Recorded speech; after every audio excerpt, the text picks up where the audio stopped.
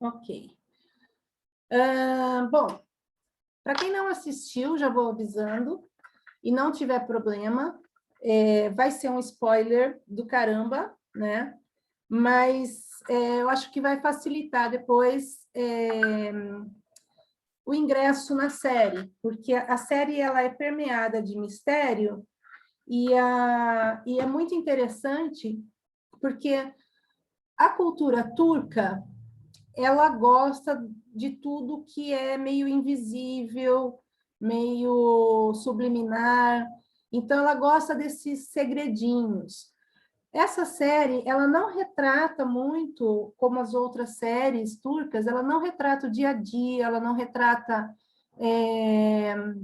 a beleza de Istambul, por exemplo, ela não retrata essa questão da viagem em si, mas ela vai buscar, nos seus 10 a 11 mil anos de história antes de Cristo, algumas coisas que muito interessam para a gente, que ela vai falar 100% na questão da ancestralidade feminina. Tá? Então, é uma série bastante interessante nesse ponto de vista da mulher e no ponto de vista da igualdade. Então, mesmo eu colocando, classificando talvez essa série como feminista, eu não digo que tem esse intuito de fato, mas o intuito do pensamento crítico, quando a gente começa a pensar um pouco naquilo que a gente pretende, de fato, que é a igualdade, o respeito, o olhar para a mulher como ser humano igual a todos, né, em relação aos homens, inclusive, e colocar esse sagrado em questão. Tá? Então, não tem um apelo de fatos muito escancarado em relação ao feminismo, mas vocês vão ver que toda essa ancestralidade feminina é o ponto-chave da história. Oi, Cá. Se vocês tiverem pergunta, vocês, por favor, me avisem que eu vou virar a tela, tá bom? Para que a gente possa, para que vocês possam ver um pouco do e-book que eu fiz e eu vou me basear nele, tá bom? Vamos lá. Deixa eu só arrumar aqui, porque eu tenho uma dificuldade com o Zoom, que é um terror.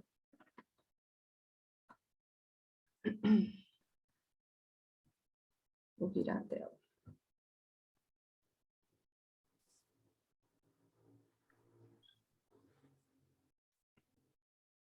Eu espero que todas estejam vendo, tá? Esse faz parte é o primeiro e-book, o e-book ele está como link, e aí vocês vão entender o que eu fiz, tá? Bom, a Tie, ou O Segredo do Templo, ou The Gift. E a pergunta que permeia todas as 3 temporadas é Kimsin Sen, quem é você? Ou, em curdo, Tukie, como a menininha da estrela fala. Tukie não é Turquia, e sim Tukie é quem é você na língua curda. Tá? Nós vamos entender que nós vamos ter uma mescla de atividades aí em relação a turco, ao curdo, ao sumério, aos fenícios, aos persas. A gente vai permear um pouco essas grandes civilizações que nós tivemos e que estão um pouco esquecidas. Mas vamos falar dos personagens. Aqui eu coloquei os principais personagens, tá? E eu fiz um link aqui para vocês entenderem, inclusive, a grande maioria das séries turcas tem esse apelo. Todos os nomes turcos, eles têm significado. Não é como, por exemplo, Regina significa rainha. Não, eles têm significado. Golfinho, flor, nuvem. Os nomes próprios deles têm significados. Então, essa é uma questão bastante importante para a gente entender. Por exemplo, a Tie quer dizer presente, dom divino. Tá? A Tie é o nome feminino e a forma turca, ao qual a origem árabe significa presente, dom. Lembrando que a escrita turca, ela provém também do árabe, não é só árabe. E aí nós temos o seguinte, Seher, que é a menina da estrela, que guia a Tyr, quer dizer alvorecer. Zulher quer dizer a avó da Tyr quer dizer Vênus, ela é a própria Vênus. Tá? Ozan, que é o namorado da Tyr, significa poeta. De poeta ele não tem muita coisa nesse sentido, mas acho que é o único que sai um pouco fora. O pai do arqueólogo chama Nazim, que significa versículo, que é onde ele se baseia o tempo todo dentro da história, através dos versículos que eles vão achando e que vão permeando a história. Serap, a mãe de Atier, significa miragem, tá? Nós vamos ver depois. Melek, a mãe de Ozan, significa anjo, mas esse Melek não significa um anjo bom ou um anjo ruim, é simplesmente anjo, tá? E Adem, que é o nome da filha da Tia, significa Éden, que faz todo sentido na série. Para vocês entenderem um pouco do mapa da Turquia, Istambul está aqui. Quando a gente chega em Istambul, São Paulo, Istambul, direto para Turkish, a gente para aqui, que é a cidade que dá sentido para a gente, Europa e Ásia, tá? Ocidente e Oriente. E toda a história se passa nessa região, que é divisa com a Síria, tá? Mardin, por exemplo, está a 450 quilômetros de Alepo, tá? A comida otomana da Turquia, a mais fiel, está nessa cidade chamada Gaziantep. E a gente nós vamos andar por aqui, tá?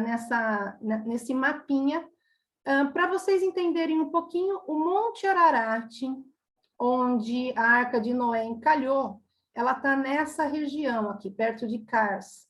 E ela está aproximadamente a 700 quilômetros de Sanliurfa, que é onde está o sítio arqueológico de Göbekli Tepe. Essa é a bandeira curda. Tá? A gente já começa a falar da estrela. Eu vou apagar essa luz, gente, que eu não estou aguentando de calor. Menopausa é foda. Bom, os curdos, eles são os povos apatriados mais antigos, eles são mais antigos do que os povos da Palestina, por exemplo, ou os judeus, ou os ciganos, etc.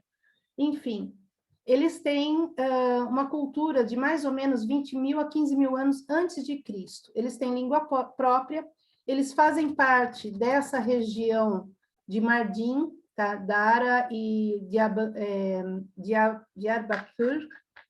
Aqui a gente está recheado da cultura curda. A cultura curda ela é bem interessante mesmo. E Göbekli Tepe, que é a estrela da série, eu coloquei um vídeo aqui do History para caracterizar a veracidade, inclusive History é um bom foco. O vídeo está em inglês, mas eu acho que dá para vocês entenderem. Aqui nós temos o seguinte, aqui começam algumas indagações. Göbekli Tepe é um sítio arqueológico que foi achado por um curdo, tanto que a região é a região de curdos, tá? E ele depois, isso foi em 1974 ou 76. 64, desculpa. Em 1994, começaram as escavações em cima desse Göbekli Tepe.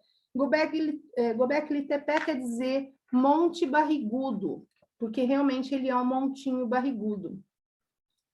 E aí começa a destruir toda uma situação, porque a gente sempre teve na história que a África seria o berço da civilização, e na realidade, através de Göbekli Tepe, a importância dele é tão grande que começam a se fazer outras análises em relação ao início da civilização.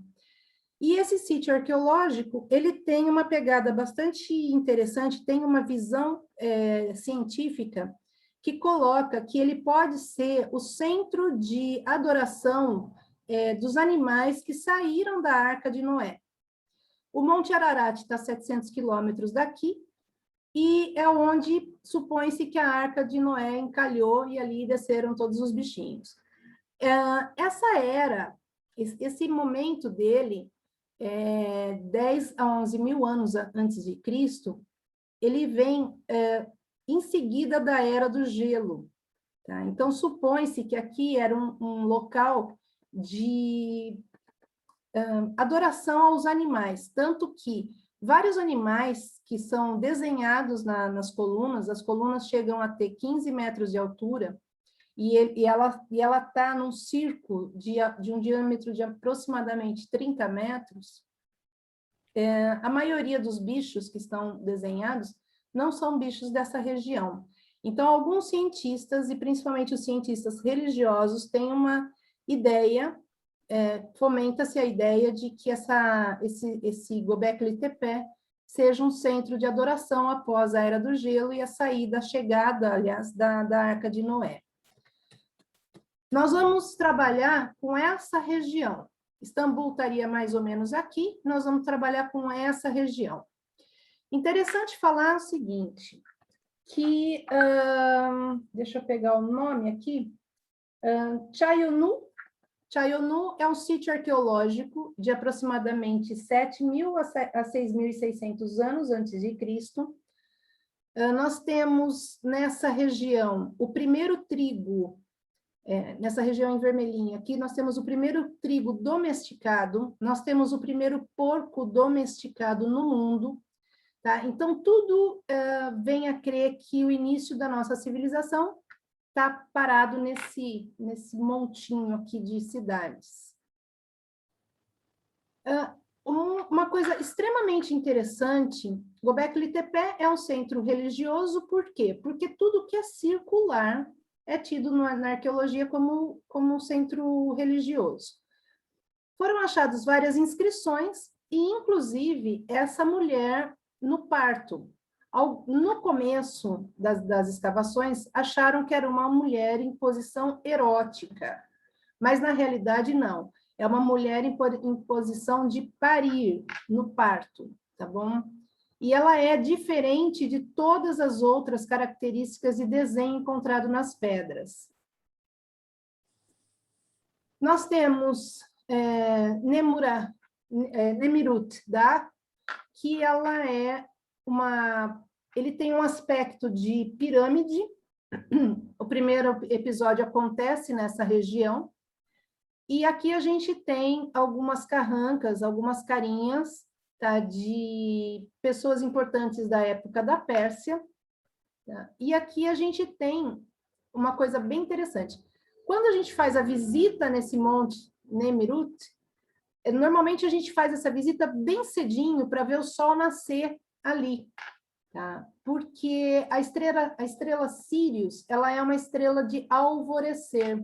Vamos lembrar que ao alvorecer nós temos a menina da estrela chamada Alvorecer, e é ela que permeia toda essa região, Nemirut e Göbekli Tepe.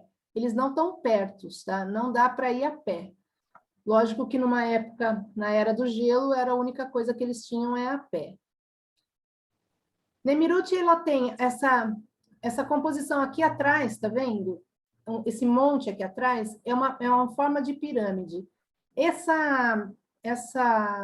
capuz aqui identifica o exército persa, a dominação persa, tá? Mas não foi encontrado nenhum túmulo aqui dentro.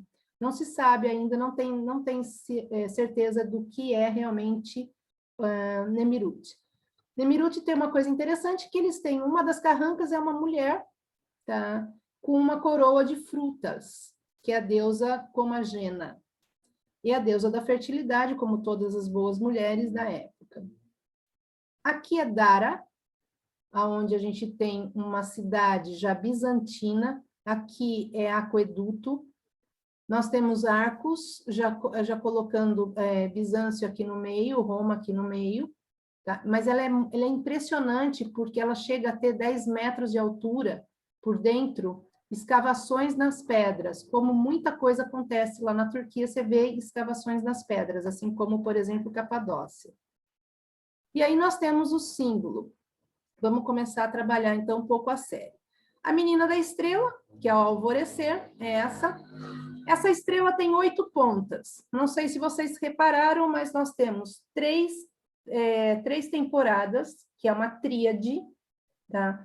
E cada temporada tem obrigatoriamente 8 episódios. A estrela tem 8 pontas, o número do infinito, né? Então, nós temos a menina com a estrela na testa, chamada Seher, que é o alvorecer, a estrela Sírius, que permeia, é visível há mais de 3.000 anos antes de Cristo, tanto que ela é uma referência também no Egito. O símbolo desenhado por Atir, que também parece um 8, que parece o infinito, 3 temporadas e 8 episódios. Nós temos um problema com Turquia. A Turquia tem uns desfechos horrorosos nas séries. Tipo, já acabou mesmo, vamos encerrar rápido e tal. O encerramento dessa série até que foi razoável, tá?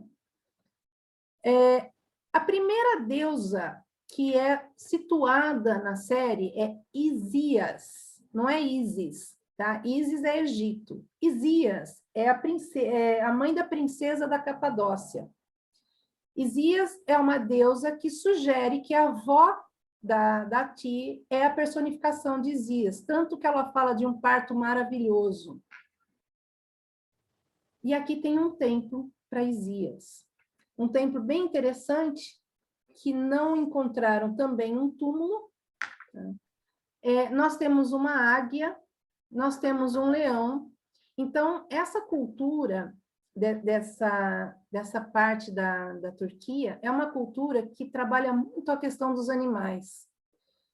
A gente sempre ouve falar dos animais aliados, animais de poder, aqui na questão xamânica, aquela coisa toda, mas nós temos que lembrar que a comunidade nessa época, ela tinha uma facilidade com os animais muito, muito rápido, e elas traduziam as forças, diferente do Egito, que traduz os animais como deuses, elas tinham os animais como aliado e como poder, tá? Nós temos na série, eles situam Sharmahan, que é uma,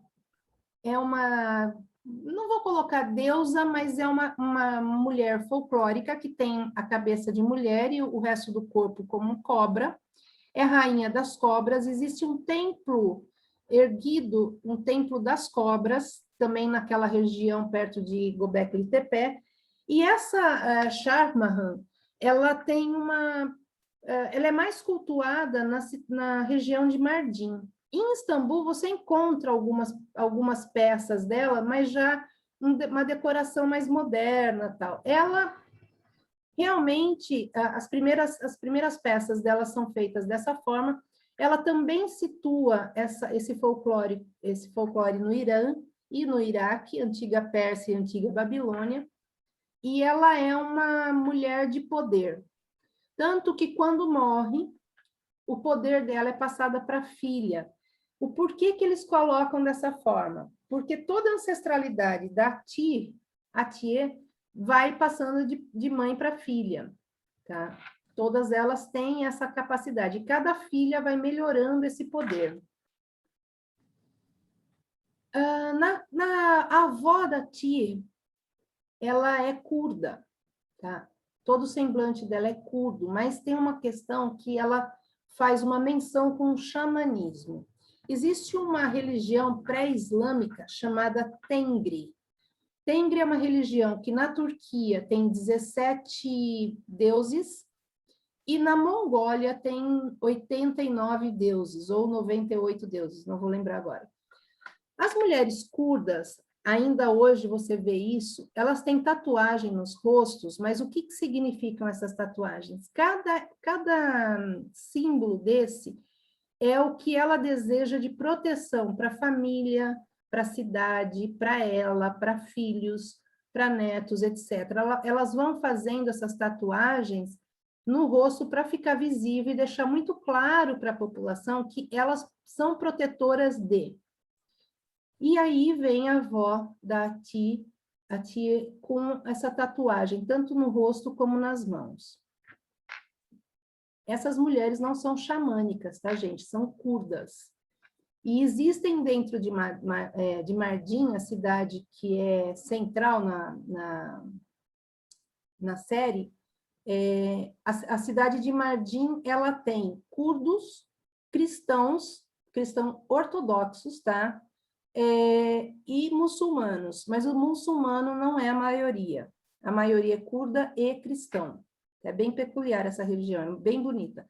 Faz um calor danado, danado. No verão chega a ter 45 graus, mais ou menos, super seco.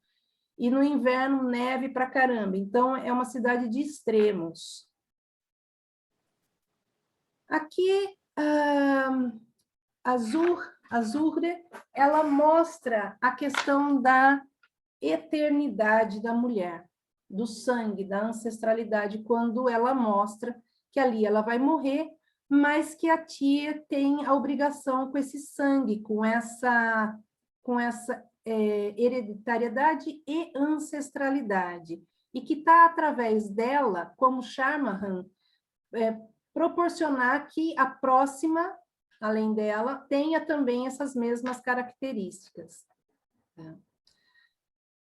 Aqui, quando ela encontra, infelizmente ficou muito escuro, mas ela está na caverna e ela encontra aquela mulher, é uma mulher como se fosse uma mestra ascensionada, tá? Já no 5º capítulo da primeira temporada, ela cita alguns aspectos das deusas, e aqui a gente fala da Ishtar, Inanna, Afrodite e Perséfone, que têm as mesmas características, vão para o inferno, as mães trabalham a questão das estações do ano, enfim, todas essas deusas, elas começam a existir através de Ishtar, tá? Que é uma personalidade muito interessante. Aqui a gente tem Ishtar, a gente tem Inanna, que a Inanna já vem com as armas de guerra, a Ishtar não tem as armas de guerra. Nós temos Afrodite e temos Perséfone, mas todas elas têm uma história muito parecida. Lembrando que Afrodite, por exemplo, ela vem da Grécia, mas a Turquia faz divisa com a Grécia através do Mar Egeu. E a Turquia teve a Grécia teve a Turquia como dela, foi possessão da Grécia. Aqui, a Serep vem como miragem e ela tenta esconder toda essa capacidade feminina e essa ancestralidade da Thier, como se ela tivesse abandonado essa ideia, essa questão ancestral, tanto que ela apaga a tatuagem que ela tem de estrela para que ninguém soubesse quem ela era. Mas como uma boa miragem, nem tudo que parece é. Então, ela vem com esse estigma de ocultar, mas ela não consegue. E eu acredito que ela tem um pouco de Lilith, mas ela não é a personificação de Lilith. Eu acho que a Serep tem um pouco dessa Lilith, porque através dessa miragem, ela vem como a sombra, tá? Se escondendo e escondendo segredos. Então, ela vem um pouco nessa questão. O não dormir. O não dormir é uma coisa bem interessante, porque a irmã da Thier chama a Thier de Atik, o que significa desperdício, enquanto é Atik, porque até então ela estava dormindo.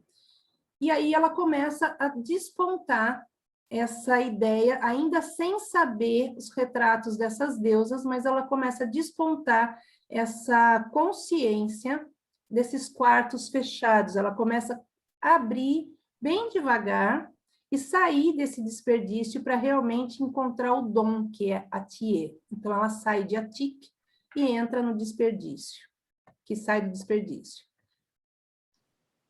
Ozan, ele tenta se matar em relação à história de Atié e aparece a forma de Ouroboros. Ouroboros, ele dá a ideia de nascimento, vida, morte, purgatório e ressurreição. E quando ele vê debaixo do tapete, está todo o segredo desse pai, né? E Ozan, ele tem uma questão, ele é o medo real de toda a história. Quando existe uma frase na série que pontua: o seu espírito mora aonde está o seu medo. Então, Ozan é a personificação do medo, porque ele quer ser amado, então tudo que ele faz é por medo de não ser amado. Toda a jornada dele trabalha nessa questão do desamor, porque ele não conheceu o amor. E aqui onde a Thier passa a ter a primeira compreensão de que o mundo não é, a vida não é linear, e sim circular. Aqui a gente inicia a primeira compreensão, o símbolo altera, que aí já dá a ideia do infinito, tá? Dos dois lados, e de uma vida paralela. Então, é como se tivesse um outro eu vivendo paralelamente uma outra vida com algumas situações diferentes, talvez os mesmos personagens, mas com ideias diferentes. Tá? Alguém quer falar alguma coisa? Eu vou virar novamente daqui a pouco a tela, mas a primeira temporada é o despertar. Tá?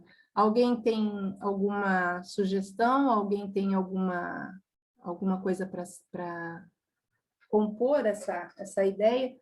Porque, veja, gente, toda essa interpretação foi um estudo que eu fiz bem minucioso na série, passo a passo, porque a série ela chega na segunda temporada, ela tem coisa que vai e volta da primeira temporada, a terceira temporada também tem essa questão do ir e voltar. Então, se vocês tiverem alguma sugestão, ou ideia, ou questionamento, vocês podem falar. Virando mais um pouquinho essa tela,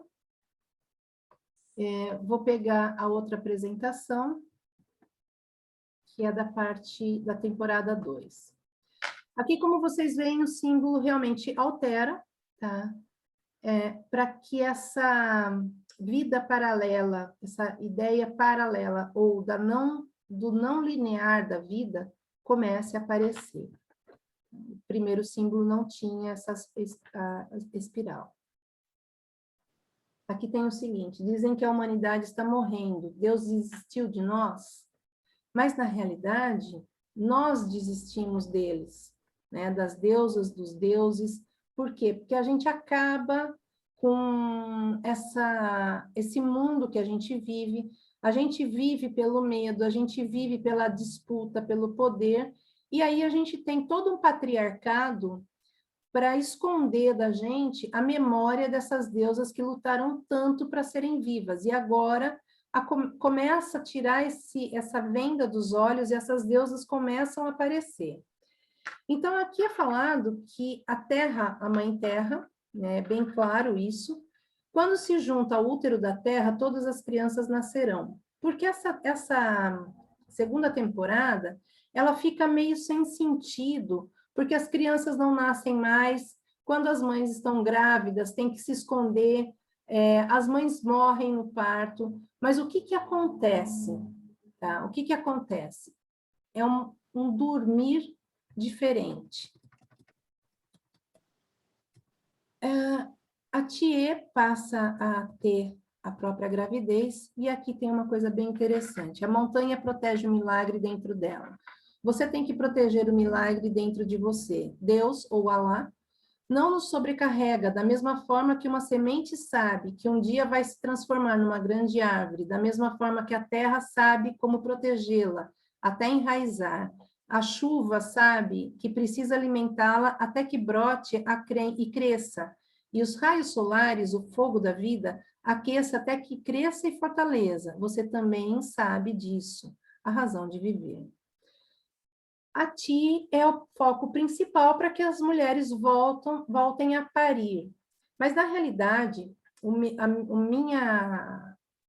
meu olhar para esse não nascimento é que, até então, as deusas estão totalmente esquecidas. Nós estamos subjugadas, nós estamos objetivadas pelo patriarcado, pelos homens, e nós temos que fazer isso acontecer, renascer de alguma forma.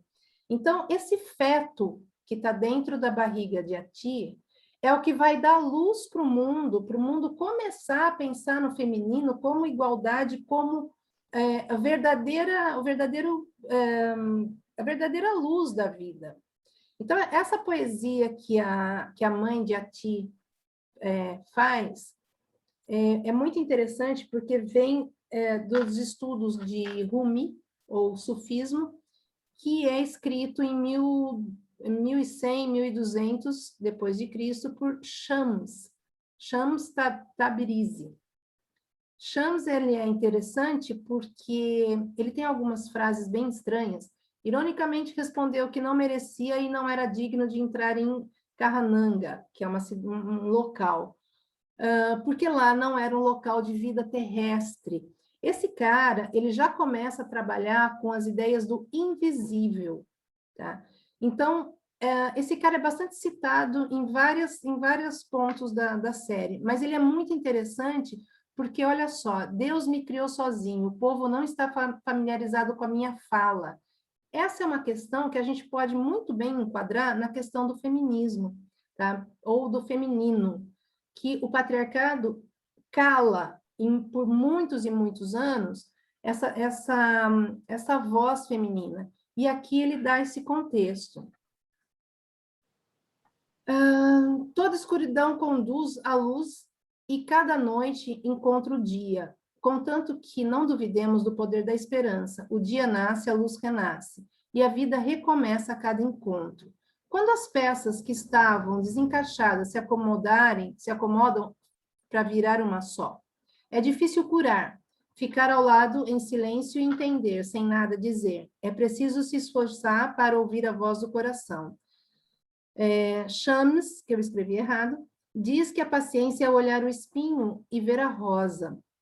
Leva tempo para que a lua cresça e se encha.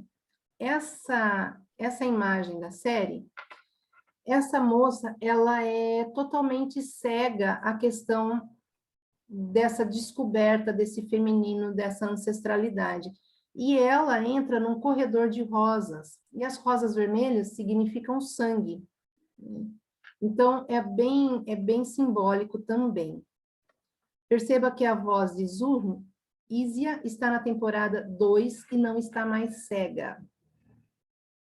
Gente, eu queria entrar nessa casa da tia.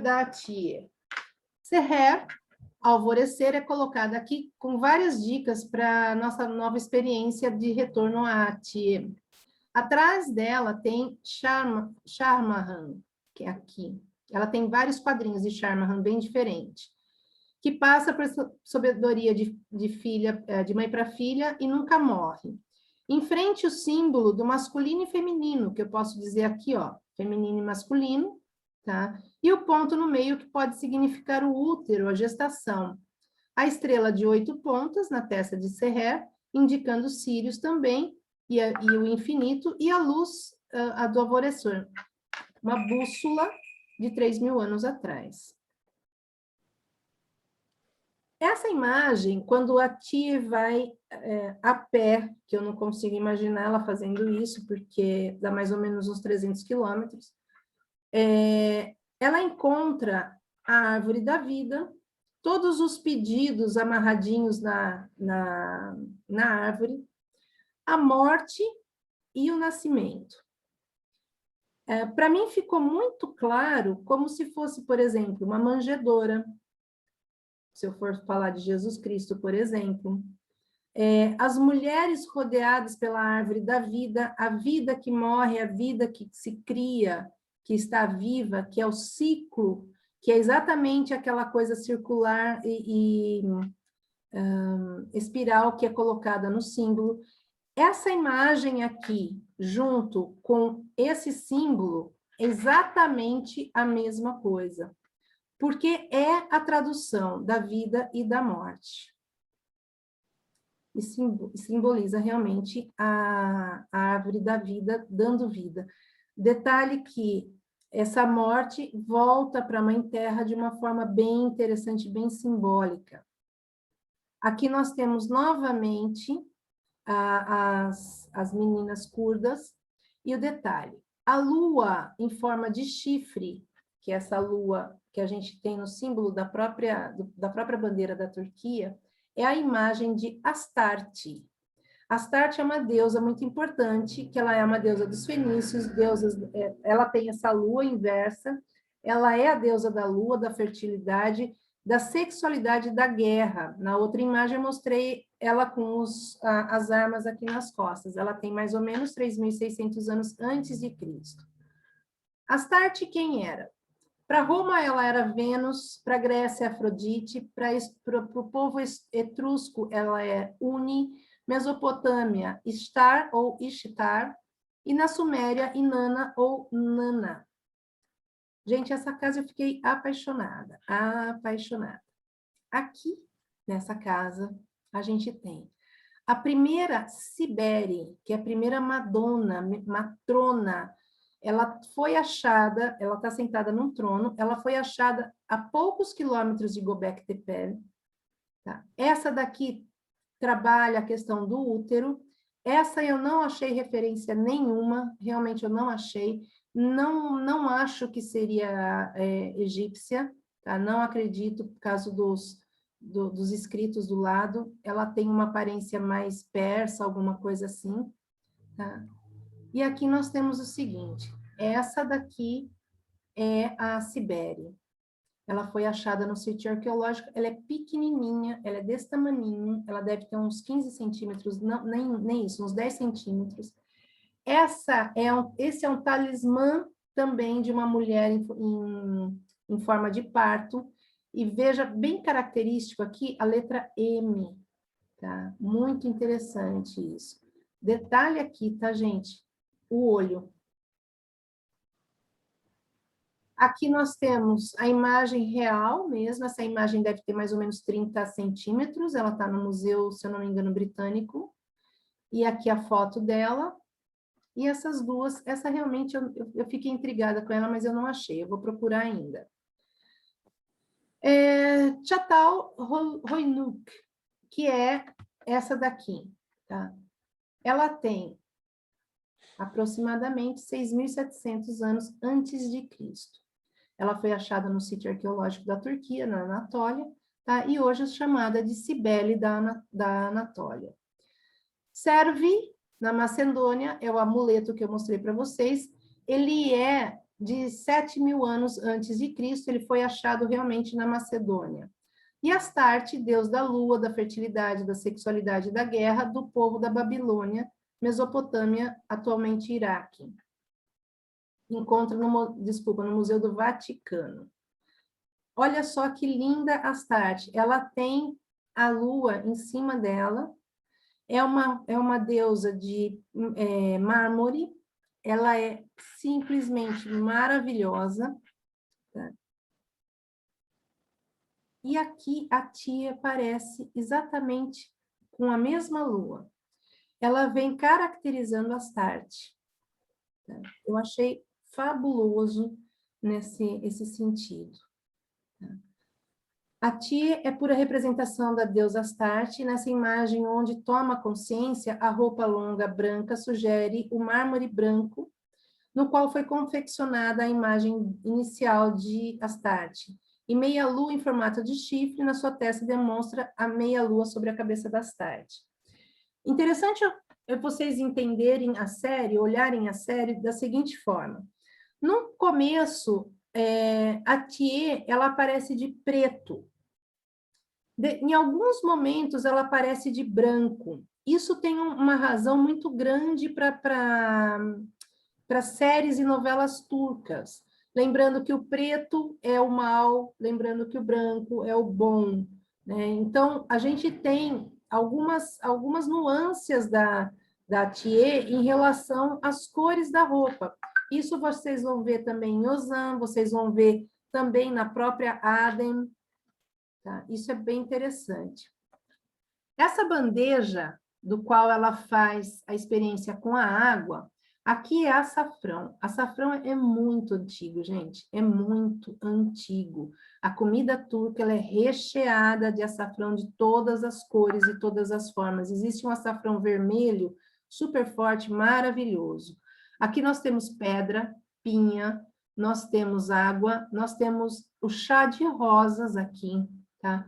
Isso aqui deve ser latão ou cobre, que também a gente encontra, principalmente na região da Capadócia, lojas de muita coisa de latão. Muito, muito interessante, muito interessante. A água, a gente vai lembrar que é um emocional muito grande, que vai abrir as portas dos quartos da mente, né? Açafrão e a rosa, por exemplo, e as pedras trabalham exatamente o elemento da Mãe Terra. E aqui sugere, que depois eu percebi um pouquinho mais para frente, aqui sugere o seguinte, como a avó da tia fala, Adão e Eva, Jesus e Maria Madalena, Ísis e Osíris, seja como você quer chamar, homem e mulher, eles procuram um pelo outro desde um tempo sem tempo. No final dessa jornada, quando eles se encontram e se entreolham, a terra renascerá. Agora os invisíveis saem da escuridão. Toda a conotação de todo o sagrado que a gente tem em casal, tá, é denotado por essa imagem, porque aqui é atemporal, mas ela sugere todos os casais, tá? É bastante interessante esses olhares, essa cena, é uma cena bem curtinha, mas é bastante interessante isso. Vamos lembrar que Erhan está de branco também, tá bom?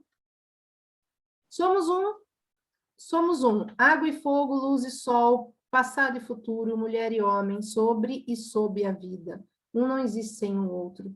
Precisamos nos lembrar disso, precisamos saber o que já é nosso e o que nos conecta. Quando nos lembrarmos um do outro, nos reconectamos. Será quando voltamos ao início, num lugar atemporal. Aqui, para mim, ficou extremamente claro a questão de lembrar quem é a mulher. E não colocar uma mulher contra outra, como a gente vê no nosso dia a dia, não subjugar a mulher, não colocar um poder maior na mão do homem em relação à mulher, e sim o igual. Tá? E aí a gente lembra, aí a gente reconecta, e aí a gente volta para o início num local atemporal. O que significa esse atemporal? Nós não temos mais como é que eu vou dizer? Esse castigo sobre a mulher, né? Então, eu achei fantástico essa conotação. Todas as deusas que a gente comentou, Ishtar, Inanna, Astarte, Afrodite, etc., Perséfone, todas elas acabam indo para o inferno ou para o mundo inferior, que não necessariamente é o inferno, mas é um mundo denso, para depois poder renascer. E aqui tem uma conotação bem interessante, quando Erhan desce no seu próprio inferno. Ele desce no inferno que está sugerido como água, mas ele desce, a cena aparece dele deitado na grama, porque ele levou o tiro, e ele vai descer para esse atemporal dele, para esse inferno dele, para ele começar a despontar, para ele começar a destrancar essas portas de quarto e começar a entender coisas que ficaram no passado, mas que outras realidades dele, ele viveu também, tá? Então, quando deixamos de resistir, você verá que até a dor mais profunda é um presente. E quando cruza esse limiar, nunca mais você volta a dormir. Então, Erhan descendo no inferno dele. Eu achei, assim, fantástico, fantástico. O parto é retratado em Göbekli Tepe, um retrato de 10.000 a 11.000 anos antes de Cristo, como eu mostrei para vocês. Se vocês procurarem, por exemplo, essa foto na internet, vai aparecer o primeiro link, que é a Wikipédia. Ali na Wikipédia está colocando como a imagem de uma mulher erótica, como eu acabei de falar para vocês na primeira temporada. Mas, na realidade, é uma mulher parindo. Tá? Esse M, tá, dessa perna já sugere aquele outro talismã antigo também. Tá? Mas o que intriga muito é que os desenhos que a gente encontra em Göbekli Tepe São desenhos bem feitos, bem interessantes em relação aos animais, tudo. Já esse é como se fosse uma criança fazendo, né? Deixa eu ver, acho que alguém está falando aqui comigo. Ok, boa noite. Um parto pélvico, isso mesmo, gente. Todos eles têm essa questão do parto pélvico, né? E é de cócoras, né? Existe uma outra questão. Quando você sai de Istambul e pega o voo para Capadócia, Capadócia não é uma cidade, é uma região, tá? Mas a gente pega normalmente para o aeroporto de Kayseri ou Nevşehir. E quando a gente chega, né, num desses aeroportos lá da Capadócia, se você for no banheiro, você vai se assustar. Porque deve ter, por exemplo, acho que no banheiro de Kayseri, não vou lembrar se Nevşehir ou Kayseri, tem 6 portas de banheiro para nós. 2 portas tem privadas, as outras 4 não tem. Ela tem uma louça no chão, onde você coloca o pé para você fazer xixi de cócoras, ou cocô, tanto faz, 1 ou 2. Essa imagem pode sugerir essa situação, porque aqui não dá para ver o feto, mas dentre o estudo todo que é feito dentro de Göbekli Tepe, como é um estudo de adoração, e ali a gente já tem a imagem de Ishtar, ou Astarte, então a gente vai entender que nós estamos falando de parto. Aqui no parto da Atiye, todas as ancestrais dela ajudando no parto, sendo a doula dela, né? O parto é rodeada das mulheres de toda a geração de Atiye, que resulta no surgimento das nossas memórias sobre as deusas. Como estamos vendo nesse momento o mundo, voltamos a levantar a sabedoria das deusas, voltamos a relembrar as deusas que estavam cativas no manto do patriarcado. Aqui é onde desperta tudo. Você será o sopro de uma mulher quando você se reencontrar. Então, o parto é o reencontro. Como eu falei para vocês, Ozan, né, todo de preto, ele é a concepção, eu não diria que seria a concepção do mal, mas ele é a concepção do desamor. Tá? O mal tem outra concepção, que é o pai dele e a mãe dele na 3ª temporada. Mas ele é a concepção do desamor. E nessa imagem que ele entra no sanatório com a mãe dele, com a Meleque, tá? Ele tem bem essa postura de frieza, de não ligar, de não sentir. Mas não é que ele não sente, ele simplesmente não aprendeu o que era amor. Ele não tem essa identificação. Tá? Então, ele passa a ser aqui Ozan, mas na realidade é um poeta do caos. Tá? Então, ele que vai permear, ele vai andar por esse caos, por esse mal e por esse bem o tempo todo, mas sempre dando muita ênfase na ausência do amor. A mãe dele ainda está de branco aqui. E aqui, a hora que ele faz o rapto da Adem, no 8º capítulo, que sugere já o infinito, a tentativa de calar as deusas, calar o feminino, com a brutalidade do mal, numa roupagem de patriarcado severo, num ato de desamor, quando cala a maternidade, quando ele faz o rapto, o que para nós é o mais sagrado. Então, essa representação de colocar essa criança no berço, depois ele coloca a mão em cima dessa criança, para calar mesmo, tá? É um ato de patriarcado retomando a sua segurança, o seu... recolocando, aliás, colocando o manto, né? Arrumando, porque o manto do patriarcado nunca saiu de fato, né? E aqui a gente já tem o olho, que é desenhado por Adem, né? Dentro da perspectiva das várias vidas em paralelo, tá? E a gente já perde a ideia do símbolo do feminino e masculino, mas tendo o olho. Alguma pergunta, gente? parecem pés. É isso mesmo, Milene. Vou passar para a terceira temporada. Se vocês não assistiram, alguma de vocês não assistiram e quiser sair, sem problema nenhum, tá bom, gente? Mas eu vou entrar na terceira temporada, que é o que vai fazer o desfecho de toda essa conversa que a gente está tendo. Deixa eu virar aqui.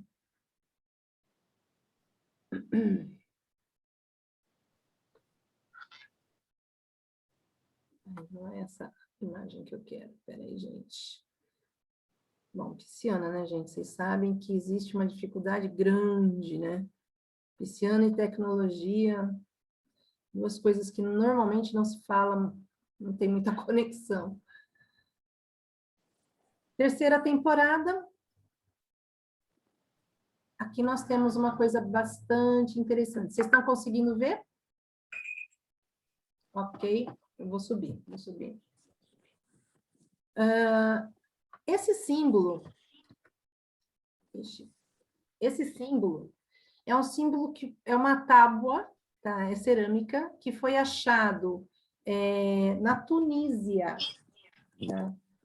Muito, muito, muito interessante. O Sol, representado aqui, a Lua, a deusa Astarte, tá? E o símbolo do infinito, mas na realidade ele tem uma conotação um pouco diferente. Ela chama estrela de Douga. Douga é a cidade na Tunísia que foi achada. A deusa Ishtar e Astarte, aqui é mostrada com o que provavelmente é um disco solar, uma lua crescente em formato de 2 chifres, e a figura da esquerda pode ser um diagrama cosmológico. Essa figura ela deve ter aproximadamente 5.000 a 6.000 anos, tá, gente? Nós temos uma outra tábua, que é bastante interessante, com o nome de outra deusa, considerada a deusa Tanit, da época dos cátaros, que aí a gente já entra numa época de Maria Madalena, tá? Porque os cátaros fazem parte da história de Maria Madalena. Foi encontrada num sítio arqueológico cátaro, por isso que significa Tanit. A deusa Astarte, da época dos fenícios. Na frente, a roseta de 12 pétalas, uma inscrição neopúnica, que é dos cátaros, de 4 linhas, que não tem a tradução, não consegui achar essa tradução, e a deusa Tanit, Astarte, é ladeada por um caducei. Acima deles está o símbolo dos símbolos astrais, datada do século I e II antes de Cristo. Tudo isso fazendo semelhança com o símbolo que a Thier desenha desde criança. E aqui nós temos o seguinte, o símbolo, o inicial, tá? Ai, que é a lua, Ganesh, que é o sol, e a inscrição. Acima temos o sol, a inscrição, origem do mundo, né? Dunyan Kokini. No útero, é uma representação do conceito da criança. Então, vamos entender, masculino, feminino e o pontinho é o útero, a criança. Então, isso é o que representa, de fato, o primeiro símbolo, que é ainda da interpretação do não conhecimento, mas já do começar a despertar. Na loja, o Mut quer dizer ter esperança, é o nome da menina da loja. A Thier mostra muito claro essa passagem, o feminino e masculino, a tábua de Debec, o T de Göbekli-Tepe, o aspiral do formato do útero e uma interrogação, que essa interrogação, na realidade, pode ser Aden, que é a própria filha. Tá? O homem prefere não acender o fogo da vida, mas destruir a vida com o fogo. Essa é uma frase bem interessante, por quê? Porque ainda coloca o patriarcado com o poder em cima do feminino, essa disputa muito grande, essa destruição muito grande. Pasmem vocês, a nossa árvore de Natal, ela não é uma árvore de Natal muito nova, tá? A pinha representa uma tradição islâmica, mas essa tradição do turco-mongol, eu acho que seria pré-islâmica mesmo, da parte dos tengris, que é o xamanismo dos turcos, né? Que eles celebram o sol com grande festividade, mas, na realidade, eles trabalham a questão das pinhas para pedir, implorar e rezar para que o sol renasça. Tá? É uma batalha entre o dia e a noite. E o sol vence, né, à noite, dando as vitórias através dessas rezas. O renascimento do sol como um nascimento, eles oravam para o deus Urgen, que seria magnífico, para que devolvesse o sol. Muitas vezes colocavam presentes embaixo dos pinheiros como uma oferenda a Deus, para que as orações chegassem a ele, assim como colocar as fitinhas penduradas nas árvores, que é uma forma de oração. O Butão tem essa questão das fitas na oração, mas eles fazem lenço para deixar que o vento leve a oração para onde tem que levar. Também amarravam as fitas, tradição é essa vista pelos povos asiáticos, e o nome da festa chama Nardugan, ou Narduan. Esse G a gente não fala, na mitologia turco-mongol. Essa tradução não é da tradução turca, mas sim da tradução da língua tengri, tá? Goteng, que é a religião xamânica. Essa tábua tem um alfabeto chamado Orhan, é a mais antiga forma de escrita conhecida, empregue para escrever em língua turca, pré-islâmico, da época de Tengri. Foi desenvolvida pelo Göktürkes. Esse Göktürkes faz parte de uma seita dentro do Tengri, tá? Que ele tem alguns demônios e alguns anjos, vamos dizer assim. Povo que fundando também a Mongólia e Turquestão, o primeiro império intitulado Turco. Os vestígios mais antigos desse alfabeto são as inscrições de Orhan, encontrada na Mongólia, datada do século VII. Existem algumas tábuas fora dessa região, também eu acredito que na Tunísia, tá? Com esse mesmo alfabeto, mas é um alfabeto muito restrito realmente, não tem vogal. A vogal é simplesmente um som que você faz, mas ela não tem uma forma escrita. É muito, muito interessante. E aqui a gente tem a concepção, de fato, da religião Tangri, né?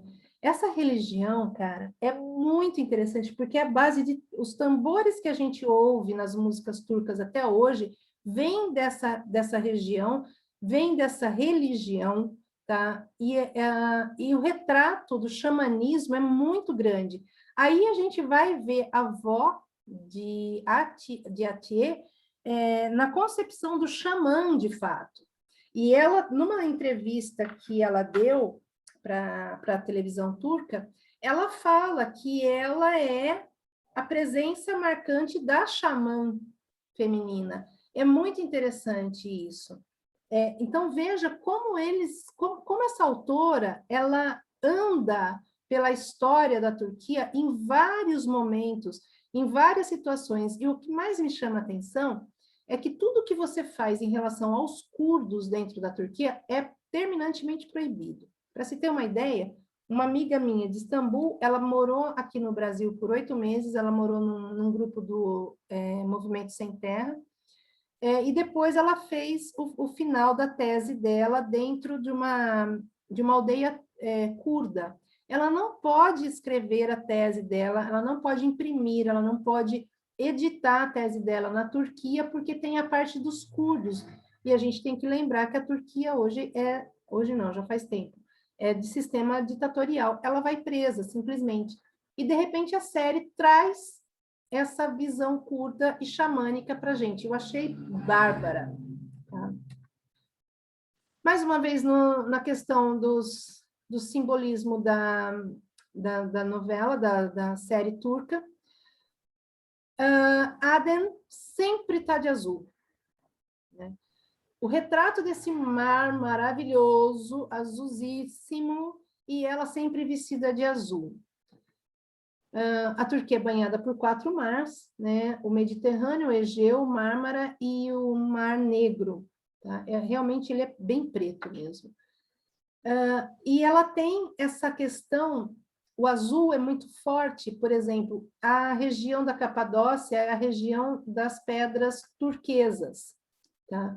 A região da Capadócia, não, da Capadócia também. E nós temos o olho turco, que é aquele azul maravilhoso. Então, mavi, que é a palavra turca para a palavra azul, ela está sempre com a conotação do azul. A gente vai entender que o olho de Horus, por exemplo, o olho azul é o olho do bem, e o olho amarelo é o olho do mal. Lembrando que a gente tem, no Brasil, por exemplo, ou no resto do mundo, a gente tem o branco e o preto para identificar esse bom e mal. Aqui a gente vai identificar com amarelo e com azul. O amarelo é aquela coisa racional, não passa em momento nenhum nada pelo emocional, é muito matemático, muito certeiro. Já o azul, ele vem como o colo mesmo que te abraça, ele é totalmente emocional. Aqui tem a historinha de Sete com Horus, tá? E aí o olho direito de Horus representa a informação concreta, que é controlada pelo lado esquerdo do cérebro. Esse lado é responsável pelo entendimento das letras, palavras, números, racional e o mais voltado ao universo de um modo masculino. Já o olho azul representa a informação abstrata, né? A intuição, gente. É representado pela lua, que é totalmente feminina, por causa das fases, inclusive, e é simbolizado o lado feminino com pensamentos e sentimentos, intuição e a capacidade de enxergar o lado espiritual, emocional. Aqui, quando vocês verem essa foto aqui, você pode apostar que essa árvore está na Capadócia, que é uma árvore maravilhosa, trocentos milhões de olhos aqui. Só que o olho turco ou o olho grego, ele tem uma versão muito anterior. O interessante desse olho é que ele nunca perdeu o significado dele, porque ele realmente é um olho para combater o olho gordo, combater o olho mau. Aquela expressão olho por olho, tá? De repente eu combato você com o mal que você pode me dar com um outro olho, né? Que é o olho que vê tudo. Então, a versão mais antiga dele é um amuleto de 3.300 anos antes de Cristo, que simboliza, que aparece nos ídolos dos alabastros de Tel Brak, uma das cidades mais antigas da Mesopotâmia. É a Babilônia hoje, tá, gente? E essa é a árvore da Capadócia, óbvio. Embora o amuleto, muitas vezes chamado de Nazar, Nazar é uma palavra turca para dizer mau olho, ou olho mau. Tem assumido diversas formas. O interessante é, como eu falei, ele não perde a essência, ele só serve para isso, para combater maldição. E aqui, muito interessante, esse daqui é um amuleto que estava numa peça fúnebre. Tá? Olha os olhos tão escancarados. As árabes, as egípcias, as turcas, as islâmicas, né? As muçulmanas, elas têm essa questão do olhar muito forte, até mesmo por causa da burca ou do hijab, mas tudo que é olhar é muito forte, eles falam com os olhos, né? No Egito passava aquela tintura preta, né? Como a gente tem como rímel, essas coisas, delineador, mas na realidade o Nilo era uma água que tinha muita bactéria, e eles tinham um delineador, que agora eu não vou lembrar o nome, acho que é Cal ou Kul, não vou lembrar direito o nome, ele matava as bactérias do olho, porque cegava mesmo, tá? Mas isso lá no Egito. Mas já aqui, tá? É uma coisa bem, bem interessante. Existe Cajal. Obrigada, Marina. Obrigada. Cajal, eu sempre achei que fosse marca, mas é isso aí. Ele tem um nome, depois eu vou pensar, eu vou pegar e eu vou mandar para vocês. Essa estátua aqui, essas daqui, elas estão no Museu dos Olhos, tá? Tem um museu para isso. Tudo isso faz menção aos olhos para tirar o olho gordo. Tel Barak foi uma antiga cidade na Síria, datada de 7.000 anos antes de Cristo, a quarta maior cidade na Mesopotâmia. Hoje ela já não existe mais, ela tem uns vestígios bem ralinhos dela. Primeira imagem, que é o amuleto funeral da Suméria, e os demais fazem parte do templo sagrado do olho. Quando a Thier e o Erhan entram na loja da Umut, passa pelo olho amarelo do racional. E quando ela se pega, né, ela pega os dois dentro da loja dela, ela está com a árvore da vida e com um olho azul. Tá? Lembrando que o Mut quer dizer ter esperança. Então, olha a conotação. Quando vocês verem uma sala, em qualquer série, em qualquer novela, muito recheada, assim, que nem essa ou a Casa da Serrer, pode parar, pode voltar a tela, que vocês vão achar coisas ali. Tá? O nascimento começa com a morte. Nascimento, vida, purgatório e morte. Detalhe importante. Quando a Aden, ela, através do olhar dela para a mãe do Ozan, ela põe um cachorro desse no meio da rua, nós vamos lembrar que Persa, atual Irã é um país que não suporta cães. Cães, para eles, é ilegal. Se você não pode andar com seu cão no meio da rua com coleira, tá? Porque você vai ser presa, você vai ser multada. Você agora, há uns 5 anos, mais ou menos, pode ter um cão domesticável na sua casa, que a polícia não vai te pegar, mas desde que você não saia de casa com ele, tá? Porque cão é a personificação do mal para o povo do Irã, tá? Sem sombra de dúvida, Aden quis colocar muito claro que ela entendia a maldade que permeava em volta dela, ou que a mulher que estava dirigindo, que é Meleque, já de preto, tá? Ela era a personificação do mal.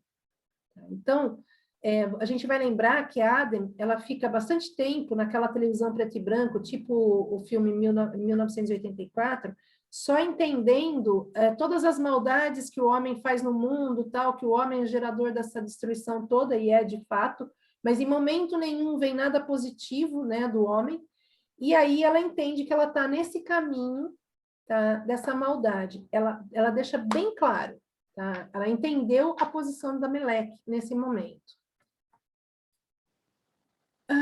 Gente, alguma dúvida? Eu falo pra caramba, né?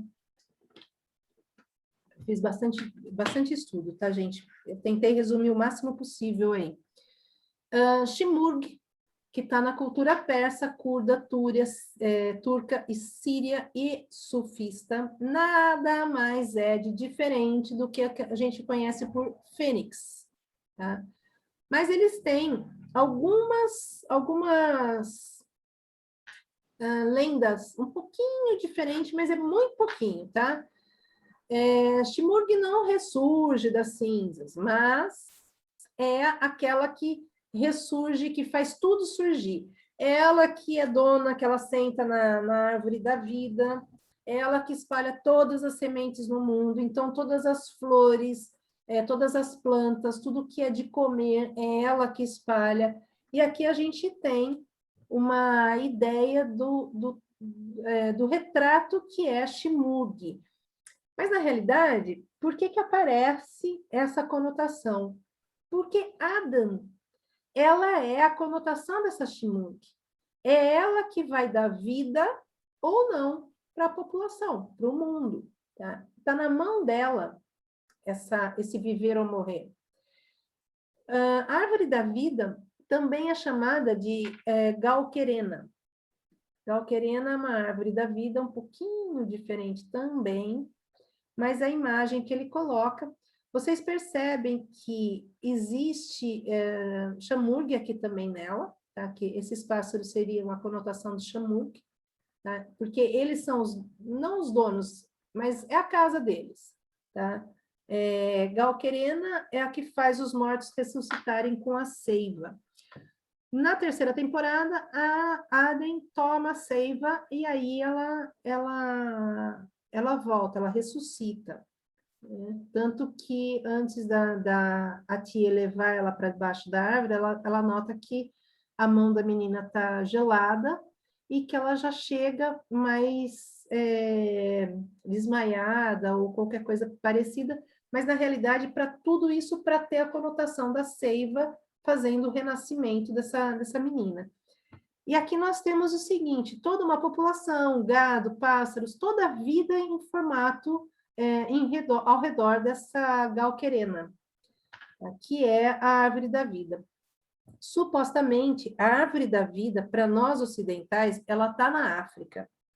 Nós temos algumas religiões que falam dessa árvore da vida como Jurema, como qualquer outro nome de árvore, como se fosse a árvore da vida.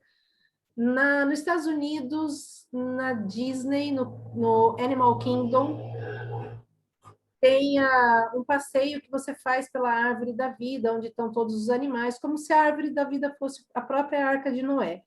O que a gente tem aqui é uma história mais antiga, muito mais antiga, tá? Que trabalha essa ideia da árvore da vida. Verdade, Joyce. Avatar tem a questão da árvore da vida, que é Eva, verdade. Então, essa árvore da vida, ela é uma conotação que a gente conhece. Em todas as civilizações, nós temos essa árvore da vida. Interessante aqui que é um desenho persa, tá? Do Irã. Então, nós temos um pouquinho diferente aí. Mas ela vai trabalhar, de fato, a ressurreição, tá, gente? Dara é uma cidade, vamos colocar, a última guerra bizantina que teve nessa região foi em Dara.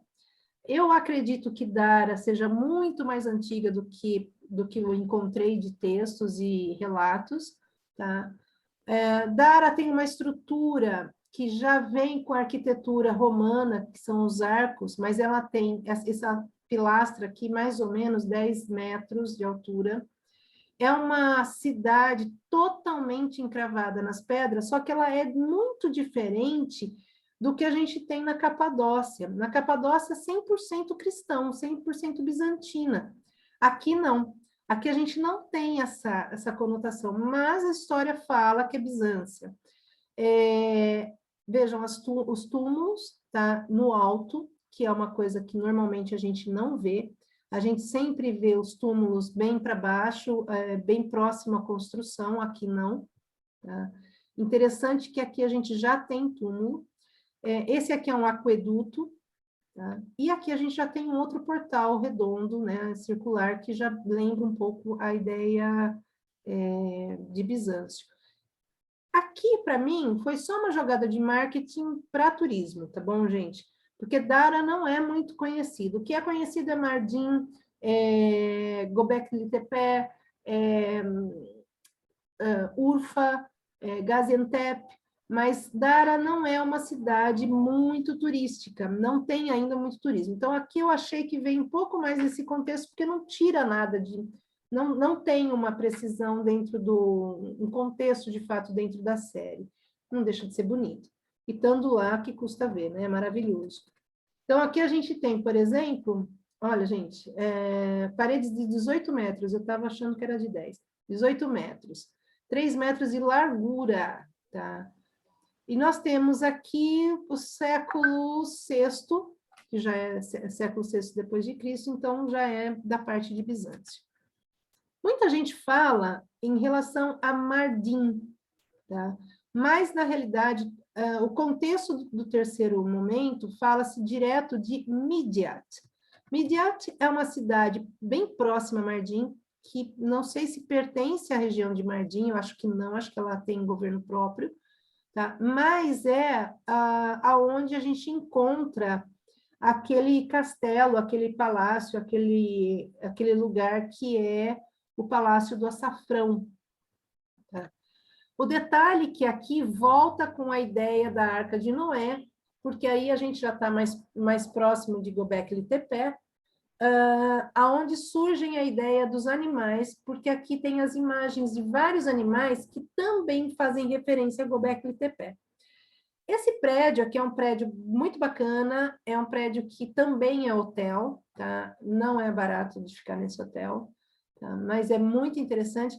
E ele tem, esse prédio, ele já foi, vamos lá, Mitannianos, que é uma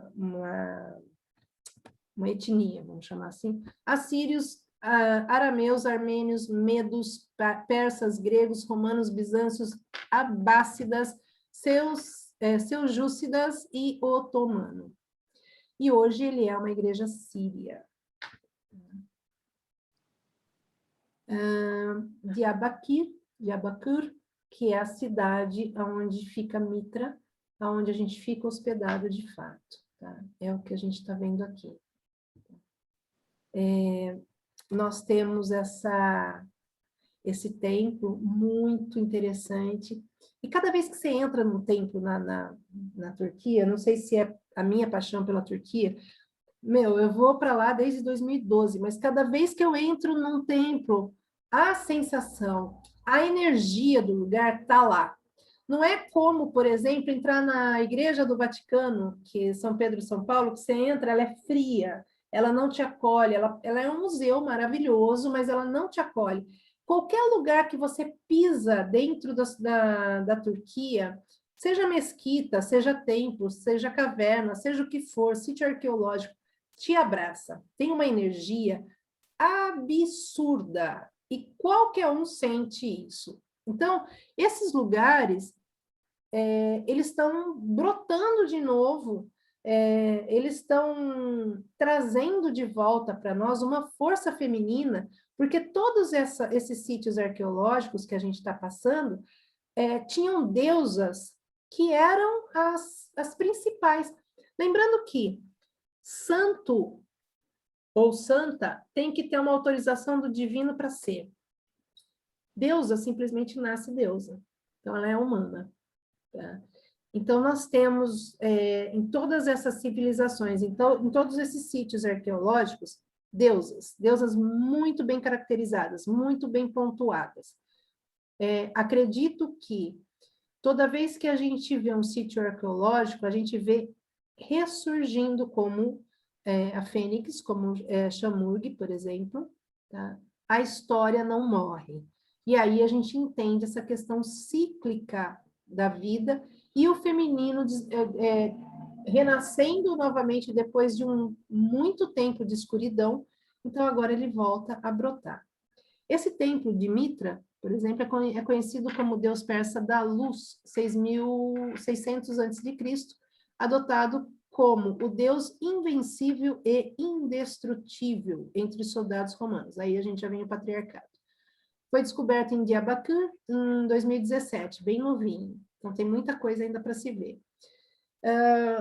Aqui a gente tem algumas coisas que eu não gosto, que eles chamam de estruturas maçônicas, mas eu não acredito que sejam maçônicas.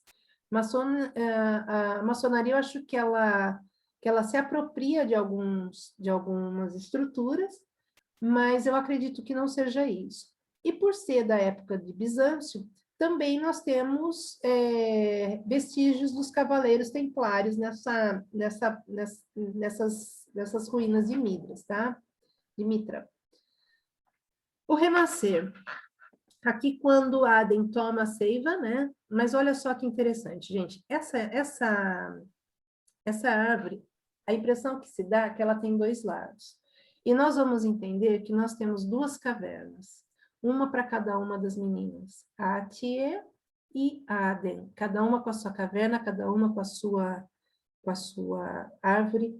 Aqui, para mim, é uma representação desse espaço e tempo não existente, desse atemporal, e é cíclico. Então, cada uma está vivendo uma realidade Pode até ser uma realidade diferente da sua, para a questão do espelho mesmo, né? Eu tenho alguém, eu tenho um eu diferente vivendo uma outra realidade, e aqui para mim deu essa conotação de tudo que eu tenho, você tem, e é uma perpetuação dessa ciência ou dessa ancestralidade.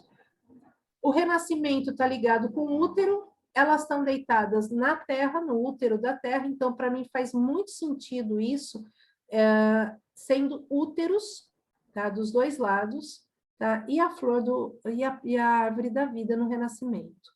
Então, o útero aqui está muito bem representado, cada uma deitada dentro do seu próprio útero, no colo da Mãe Terra.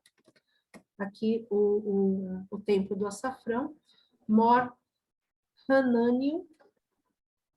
Ele fala aqui, gente, de Ezequiel que ressuscitava os mortos nesse templo. Definitivamente não achei nada na história, nada, absolutamente nada na história que colocasse Ezequiel nessa região de Mitra ou de Midiate, ou Mardim. Não achei, gente, não achei. O que eu achei foi uma passagem de Ezequiel em Cônia. Cônia está mais próximo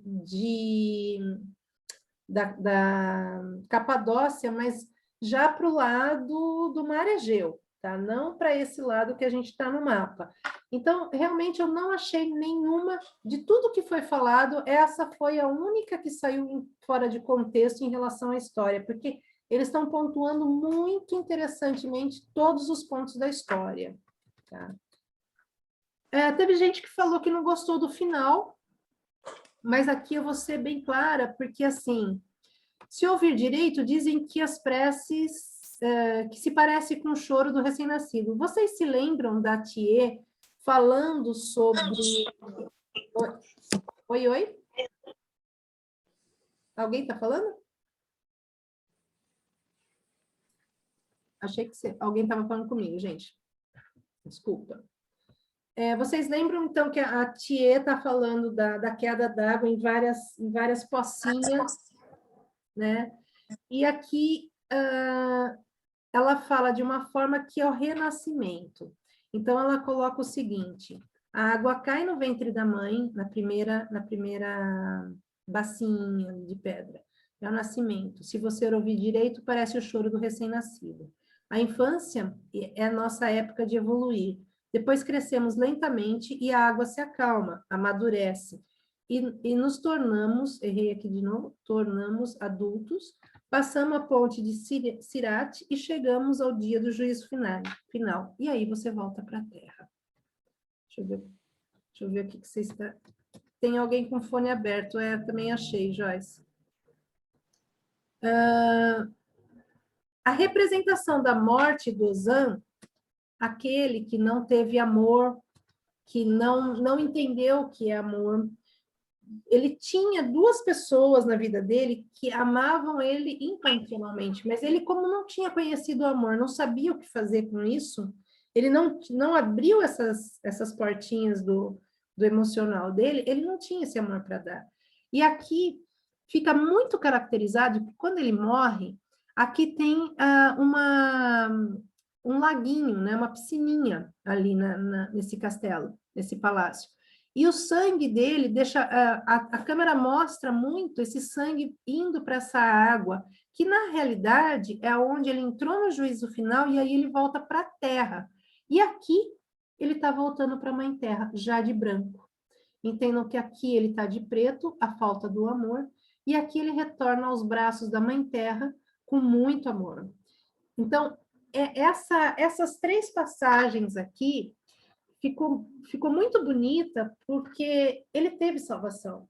Em algum momento ele retorna para a Terra e daqui a pouco ele volta, porque é cíclico, não é linear, é circular, é cíclico.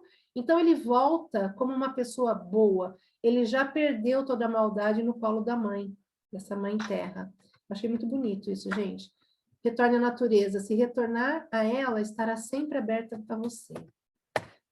Aqui, muito legal, o olho da Adem, ele faz alusão ao olho de Horus ruinzão, lá, o racional, não ruim, né, gente? O racional, e o olho de Horus emocional. Então, aqui é o seguinte, somos um, água e fogo, lua e sol, passado e futuro, mulher e homem, sob e sobre a vida. Um não existe sem o outro.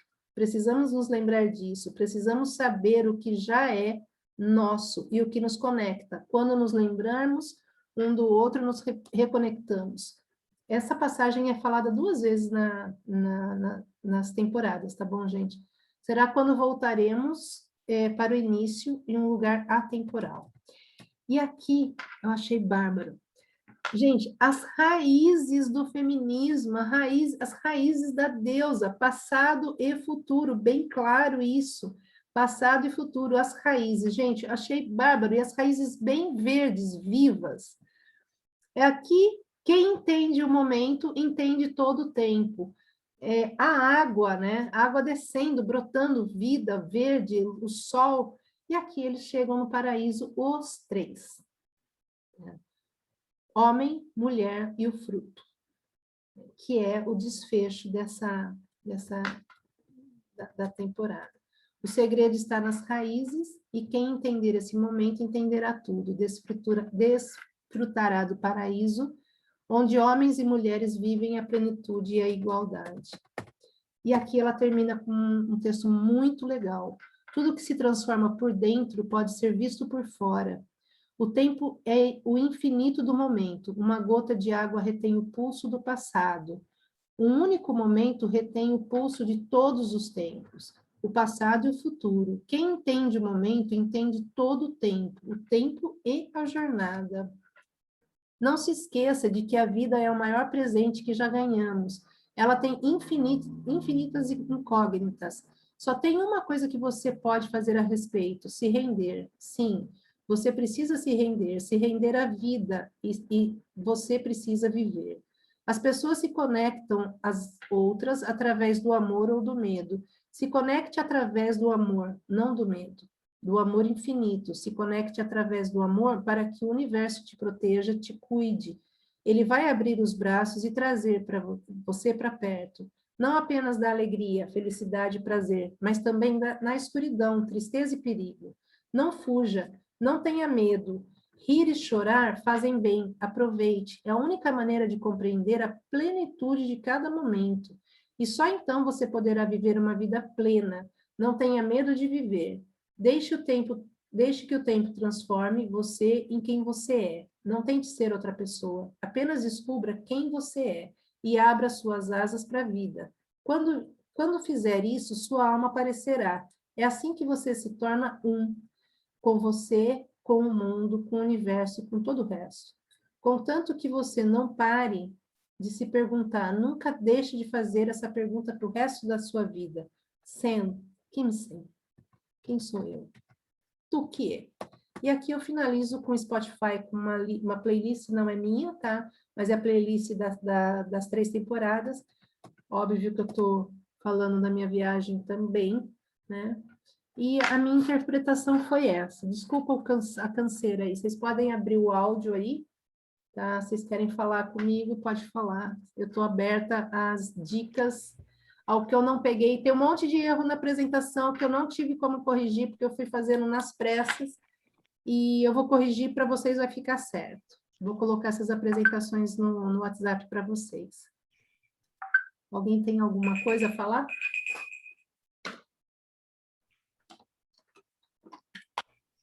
Já quero assistir. Oi? Sim, vou assistir. Por favor, Joyce. Não sei se você gostou, mas eu... Não, maravilhoso. Cá, e aí? Não posso falar ainda, estou muito emocionada para falar. É demais, né? Muito lindo isso, né? Mas... Eu consegui terminar hoje à tarde, sabe? Ah, conseguiu? Eu me esforcei pra caramba para terminar, mas eu ainda não consigo falar sobre a série, sobre todos os sentimentos despertados e sobre a Turquia também, não consigo falar agora, mas eu estou pensando muito sobre isso. Ai, que bom, eu fico feliz que despertou. Marina, queria ouvir você. Você pode falar? Já colocou a garotona aí para dormir? Já foi. Tá. Peraí. Fala para mim, Peraí que porque você é estudiosa de Göbekli. passa, Brice, vai lá. É, ótimo. É ótimo.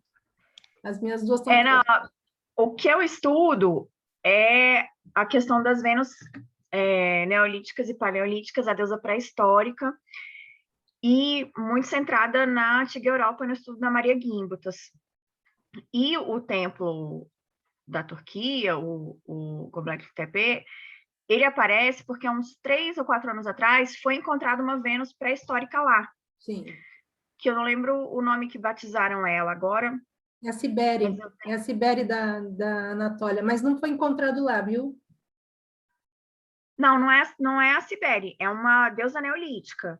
Dessas que eles chamam de Vênus calipígias. Se eu não me engano, foi em 2017. Depois eu pego a imagem aqui. Tá bom. E ele tem uma datação mais antiga que Stonehenge e mais antiga que outros, porque eles ainda estão escavando, né? Ainda tem coisa que eles estão descobrindo. Então, ele acabou entrando no meu radar por causa disso, porque eu estudo um outro rolê, bem, bem anterior. E aí eu acabo vendo tudo que tem a ver com o templo. O seriado é uma gracinha, né? Você achou que faz sentido? Você achou que fez sentido a minha interpretação? Não, o que eu não gostei do seriado, que eu reclamei naquele dia que eu falei que eu não gostei do final, é porque eu queria que ela tivesse... Talvez ela tenha feito no livro, né? Talvez ela tenha feito um prólogo no livro, um final, assim, arrematando as coisas, sim. E que na Netflix eles não arremataram. E que eu mesmo tendo esse negócio da entendi, Turquia... eu entendi que eles tinham que terminar no 8º capítulo, porque dava 8 nos 3 episódios, entendeu? E a Turquia, ela tem essa coisa de estragar o final, que é uma... Tem, né, por causa da audiência, né? Eles têm uma medição de audiência muito cruel, pelo que eu vejo das novelas. Mas eu tinha entendido, lendo em inglês, né? Porque eu não leio turco. Quando saiu a 2ª temporada, que era uma série de 3 livros e por isso ia terminar na próxima, que não tinha, né? Era redonda a história.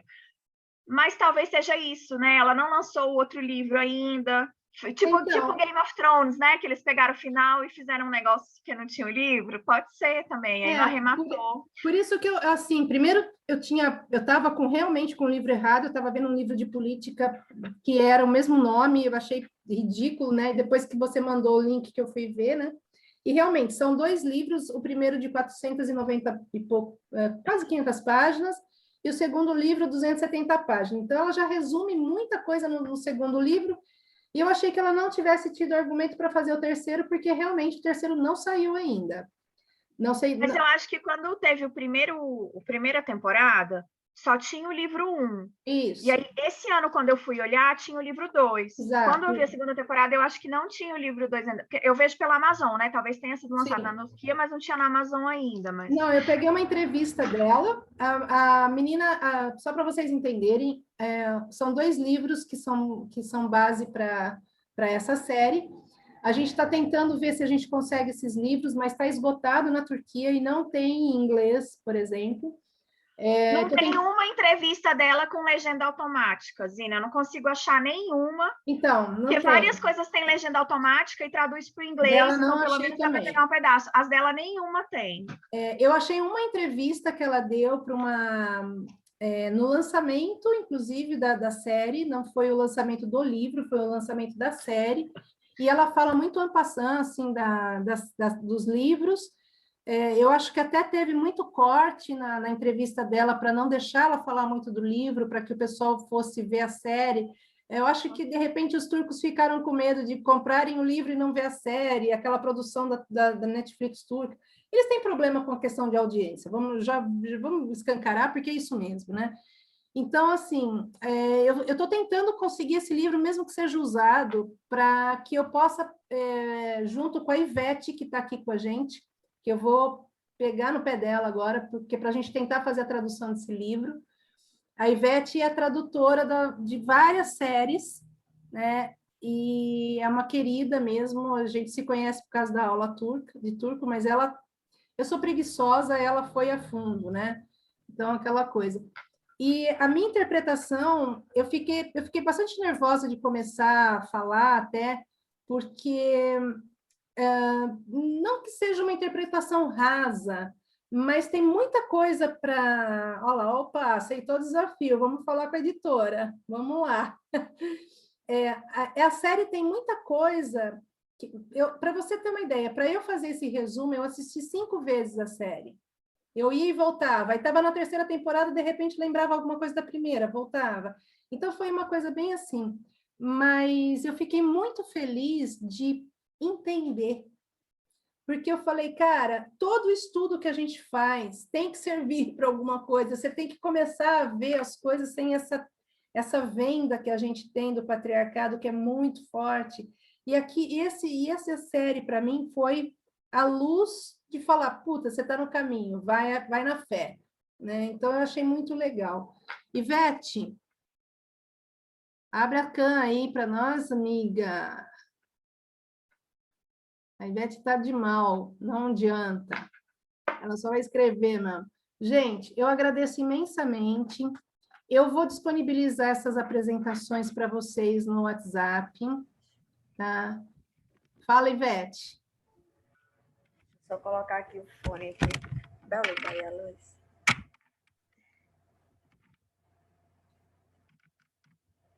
Marina, você não assistiu o Tchukur, né? Quem traduziu o Tchukur foi a Ivete.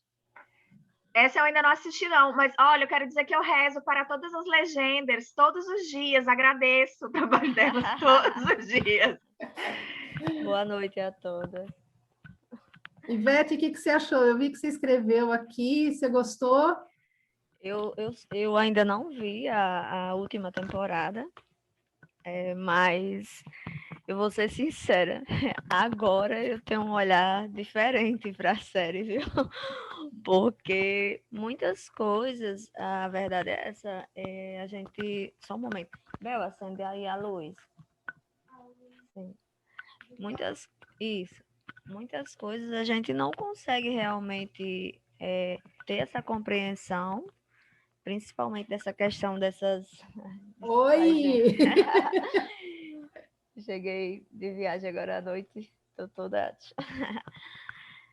assim, a gente não tem essa compreensão realmente tão aprofundada em relação às deusas e tudo isso, assim, até essa questão também das localidades também, desses templos e tudo, né? Então, eu acredito que muitas pessoas assistem e ficam um pouco confusas, como na maioria de outras séries e outros filmes, quando você não busca realmente a compreensão do que é aquela localidade, né, daqueles costumes, tudo isso. Então, fica um pouco perdido em relação a isso, né?